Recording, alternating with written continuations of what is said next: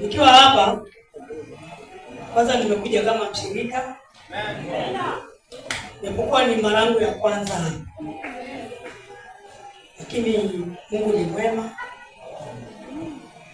Amenisaidia nimefika hapa salama. Kwa mtazamo wenu mnaniona kama nimekuja kuchanga. Mimi sijakuja kuchanga. Mimi sijakuja kuchanga na nia ya mwanasiasa. Jina langu ni Samuel. Pastor mchungaji anajua jina Samuel ni kusema nini. Atatoa ushuhuda wake baadaye.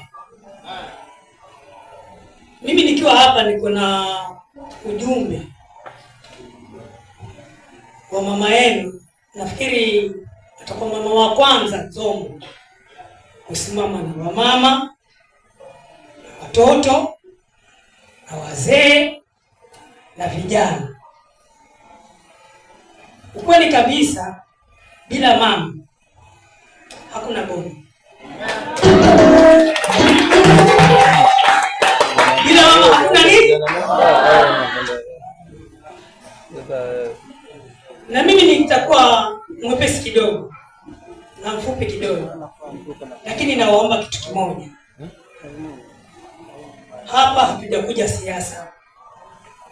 Chenye kimeongea mzee kimenikata kabisa. Na kile kidogo unachokitoa hapa kwa sababu ya kujenga nyumba ya Mwenyezi Mungu. Nasikia huzuni kama mtataja pesa kiasi ya mtu ametoa. Sijui kama pastor unajua uzito wa ile neno mzee ameongea. Tunachokitoa hapa ni hazina ya yule mwenye ameingiza mfuko na ametoa, na inastahili mfuko huu ama mkono huu mwingine usijue umetoa nini. Unless tunafanya mchezo katika madhabahu hii. Lakini kiukweli kabisa hatufai kujulikana ile kiwango ya pesa mtu ametoa. Mwenyezi Mungu mwenyewe anajua yule aliyekitoa pale na amekifikisha hapa, na madhumuni ni kujenga nyumba ya Mwenyezi Mungu na kujiwekea hazina ya kule ahera. Mzee, Mwenyezi Mungu amlinde, amjenge sana. Mimi ningesema kitu kimoja. Poleni nitatoka nje ya mada, nafikiri hata huyu hajui, pia pastor hajui. Nasema hivi, Zombo hii kwa sababu ya kuweka harambee za shule, kwa sababu ya kuweka harambee za shule, na kuweka harambee za kanisa, kwa kuweka harambee za kanisa, kwa kuweka michango harambee watoto waende shule, kwa kuweka harambee za watoto waende nini? Shule. Hiyo yote ni kwa sababu ya umasikini. Zombo tumefikia kiwango ambacho kwamba 2026 bado mama anachukua mto kuchota maji. Hilo ndio limefanya sisi tuko na azma ya kusimama kiti hapa Zombo. Ukweli kabisa, wamama hawa ni ndugu zangu, ni wamama zangu, ni madada zangu. Wanateseka mno. Maji ndio uhai. Inakuwaje mpaka leo Zombo mama anabeba mtungi kwa kichwa? Jana nilikuwa na mheshimiwa Boga. Akasema kuna kijiji alienda, mama alienuka. Security wakataka kuzimisha, lakini yule mheshimiwa akasema njoo mama. Mama alikuja mpaka pale mbele. Akamuuliza mheshimiwa na kuomba maji, mimi sijaoga leo ni siku ya 5. Mzee tongore. Ningemuinua tena lakini kwa heshima lakini kwa ule umri aliyoko nao hastahili leo hii aone bado mama anabeba maji kutoka kwa mto mpaka nyumbani. Bado watoto nao waje wabebe maji kutoka kwa mto walete hapa nyumbani, na tuko na viongozi kweli. Sasa mtanisamehe, tutainuka nyote. Manake kuna pepo mahali tunataka tumkemee. Naomba chungaji, kwa heshima mwenuke nyinyi nyote, niwaambie kitu ambacho kitawatoa machozi. Na tunani huyo ni pepo, si kawaida. Zombo ndo nchi tajiri peke yake Kenya mzima. Zombo iko na maji, iko na mchanga, iko na kila kitu. Inakuwaje leo tunafanya harambee? Kuna pepo, tusimameni.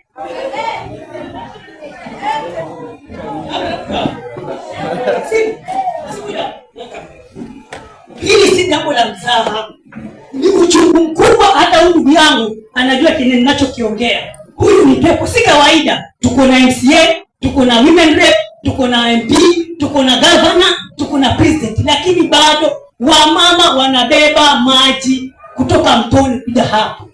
Hiyo lazima tuilani. Najua mheshimiwa anataka muda, mimi muda nitampa dakika moja, lakini kwa nini nimesimama? Nataka tuimbe nyimbo moja tu ya kupiga umasikini teke Kenya mzima, halafu turudi tuje hapa kwetu Zombo tuupige teke huu masikini. Mbona umefikisha mahali kwa changa michango jameni? Kwa hivyo huyu ni pepo na tunamlani kwa kufanya nini? Kumfukuza na mateke. Mimi ninachokitaja wao wanajitayarisha. Tukasema ni kusema nini? Teke. Ninachokitaja pasta.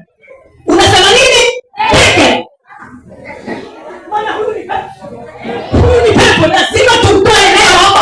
Kwa hivyo hii ndio sababu yangu ya kwanza kumlani huyo pepo kwa umaskini. Watoto ni shahidi. Najua watoto watapiga mateke sana maana hakuna maasira hao. Kwa hiyo tunaanza kuimba. DJ, kacho. Haya. Tujitayarishe kidogo. Hebu kamzika kidogo, changamka kidogo, ndio tupige mateke.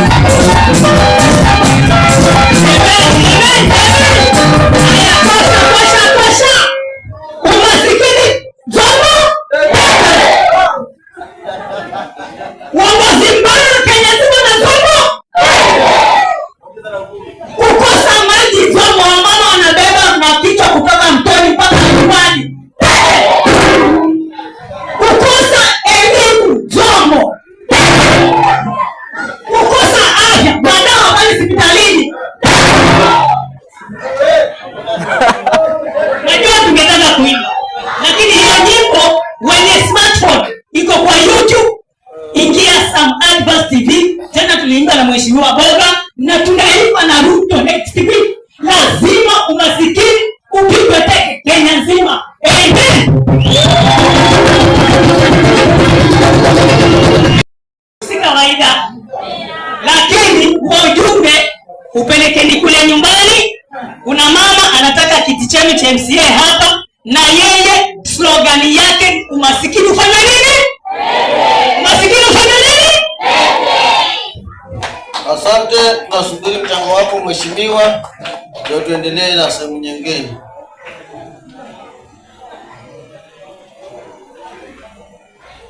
Haya.